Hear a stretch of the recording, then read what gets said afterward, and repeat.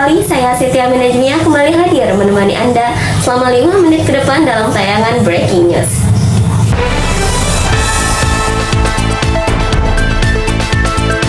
Pada hari Selasa, tanggal 16 September 2025, kelas KPI 5C kembali melaksanakan mata kuliah Teknik Reportase dan Investigasi Berita secara luring. Perkuliahan kali ini dimulai dengan pemaparan dosen mengenai tata cara menyusun kegiatan reportase, yang dimana terdiri dari beberapa bagian rundown, diawali dengan opening oleh news anchor di studio, dilanjut dengan interaksi dengan reporter di lapangan, laporan dari lokasi kejadian, wawancara dengan narasumber, kesimpulan, lalu ditutup kembali oleh news anchor di studio. Setelah pemaparan tentang rundown reportase oleh dosen, mahasiswa KPI 5C mulai menyiapkan properti yang akan digunakan untuk praktek kegiatan reportase di depan kelas. Praktek kali ini akan ditampilkan oleh kelompok 1, di mana Ratu bertugas sebagai news anchor, Berlian sebagai reporter, David sebagai narasumber, Henry sebagai operator, dan Binar sebagai kameramen. Dalam praktek kali ini, mereka mengangkat tema tentang demo mahasiswa dengan tuntutan 17+8. Berikut cuplikannya. Pendidikan dan kesehatan. Selain itu, 8 tipe tambahan lainnya yakni menyasar pengawasan bantuan sosial, transformasi birokrasi perpajakan, dan perlindungan bagi pekerja. Khususnya terkait tuntutan 17+8. Yang kami bawa sejak tahun lalu, ini bukan soal siapa menterinya. Bisa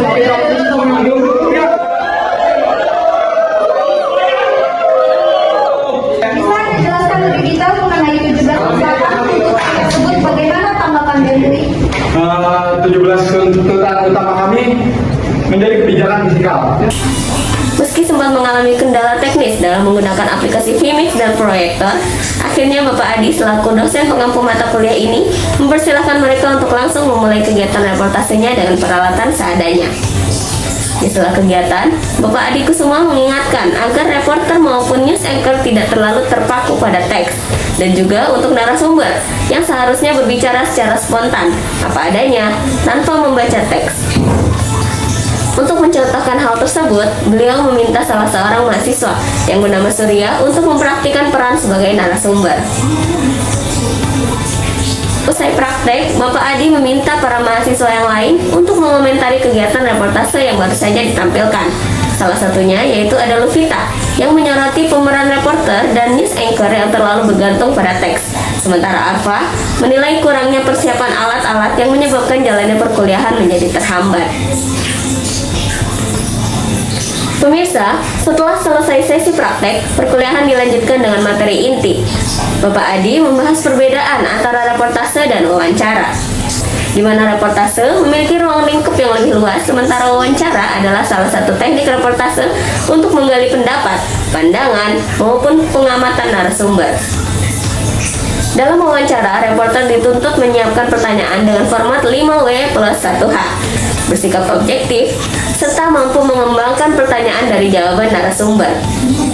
Bapak Adi juga memberikan beberapa kiat-kiat dalam melakukan wawancara agar hasilnya maksimal.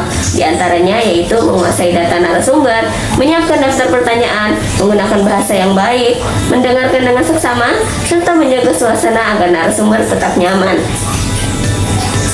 Selain itu, beliau juga menekankan pentingnya persiapan mental, di mana reporter pemula seringkali menghadapi rasa takut, grogi, atau khawatir kata-katanya akan menyinggung narasumber. Oleh karena itu, wawancara tidak cukup hanya dipelajari, tetapi harus terus dilatih melalui praktek. Selanjutnya, Bapak Adi mengulas macam-macam wawancara, mulai dari wawancara pribadi, wawancara berita, wawancara jalanan, wawancara sambil lalu, hingga wawancara telepon, tertulis, maupun kelompok. Pemirsa, dalam sesi berikutnya pembahasan diarahkan pada reportase. Reportase identik dengan pelaporan peristiwa, baik yang sudah terjadi, sedang berlangsung, maupun yang akan datang. Media yang digunakan pun beragam, mulai dari media cetak, elektronik, hingga digital. Agar hasil reportase dapat tersaji dengan baik dan maksimal, reporter lapangan perlu memperhatikan beberapa teknik. Yang pertama yaitu memulai dengan menyebutkan peristiwa serta lokasi liputan. Yang kedua, memperkenalkan diri dengan menyebutkan nama dan asal stasiun televisi. Yang ketiga, yaitu menyampaikan ringkasan informasi terkini beserta perkembangan berita. Yang keempat, menggambarkan suasana latar belakang atau kondisi terbaru di lokasi kejadian. Selanjutnya, yaitu melaporkan fakta yang terjadi di lapangan. Dan yang terakhir yaitu menutup reportase dengan kalimat penutup yang disertai penyebutan nama dan kameramen yang bertugas. Dosen juga menjelaskan tentang istilah ROS, yaitu reporter on the spot on the screen, reporter on the spot off the screen, reporter off the spot on the screen, dan reporter off the spot off the screen. Selain itu, mahasiswa juga diperkenalkan dengan berbagai bentuk informasi dalam media, seperti berita atau news, yaitu informasi yang disajikan tanpa dibubuhi opini wartawan. Kemudian ada editorial atau tajuk, yaitu informasi yang sudah menjadi berita, namun kemudian diberi tanggapan atau dibahas lebih lanjut.